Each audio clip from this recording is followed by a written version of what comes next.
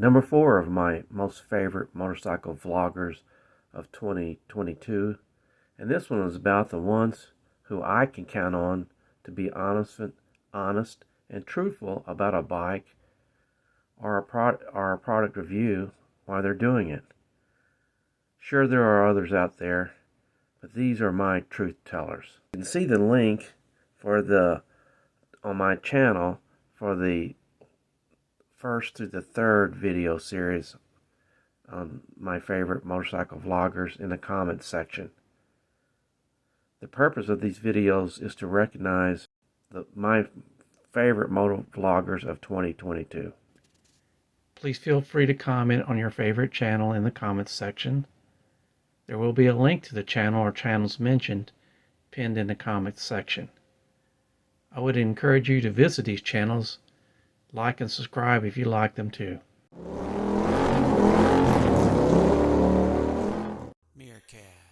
I don't know if this bothers you. It's one of the things that really irritates me is when I'm watching a review of the second year model of a motorcycle and the reviewer discloses all the things wrong with the first year bike, they're now fixed on the second year bike.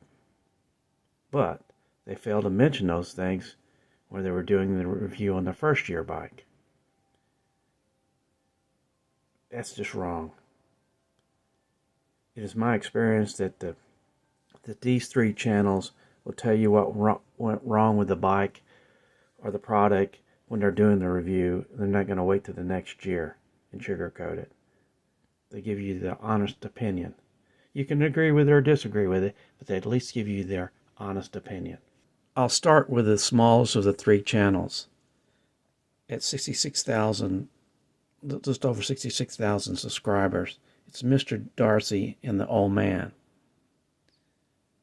This is the father and son that test ride motorcycles and do product reviews, mostly from their rural Welsh farm. There's beautiful scenery, livestock, very picturesque roads. They generally have a preference for cruisers and retro classic motorcycles, although they occasionally do test on adventure bikes, tours, and other standards, even mini bikes. Darcy has a Harley, and the Old Man has a BMW R18 now. They attend shows and provide some very straightforward comments on the bikes they see and the bikes they ride. They also do, like I said, product reviews on the things they have bought, and I don't think they are generally sponsored by anybody. Because they are small and perhaps a little too honest, they sometimes don't get as many bikes to review as they should. You may disagree with the conclusions they reach, but you won't ever doubt their motives. The second channel I'm going to talk about here in this particular video is Motorcycle News, MCN. The MCN is not to be confused with the now defunct U.S. Motorcycle Consumer News. My main person I'm referring to in MCN is for the interviewer and reviewer that I trust the most is named Michael Neves. Motorcycle News has over 309,000 subscribers on the YouTube channel. They have a Facebook page, and they also have a weekly newsprint edition, which is almost unheard of now. Michael has made a series of videos called The Secrets of a Road Tester. A whole lot of tips on road riding, both safely and quickly. When he does a product review, Mike always makes sure they're well thought out and presented in a clear and objective manner, and show the consumer that making sure they're aware of the trade-offs as well as the good points. If you're ever thinking about going to the track and riding on it, the How to Ride on the Track is a must-view. Michael's years of experience have put him at the top of the range as far as motovloggers go, but that's why he can provide such great advice on how to improve your bike.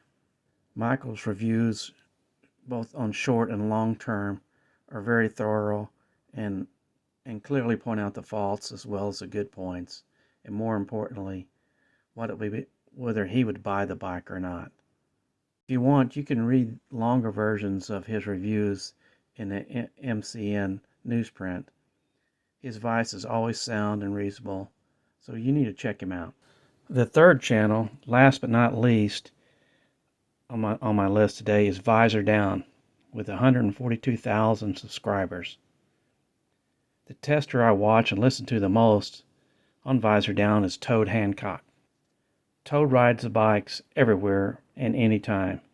He's even ridden them up to John O'Groats in the wintertime, 1,500 miles, to just give us his opinion on the bikes.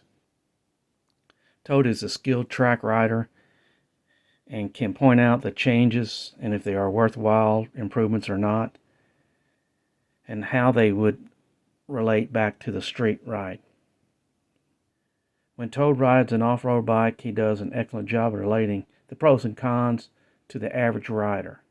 He can push a street bike to the maximum, but he always relates how they would be to live with day to day. Toad is at a lot of press launches and always asks a lot of hard questions and gives his opinion on whether that's a good value or not. He's a worthwhile watch for sure, and frequently is months ahead of the other motovloggers on the things to watch out for.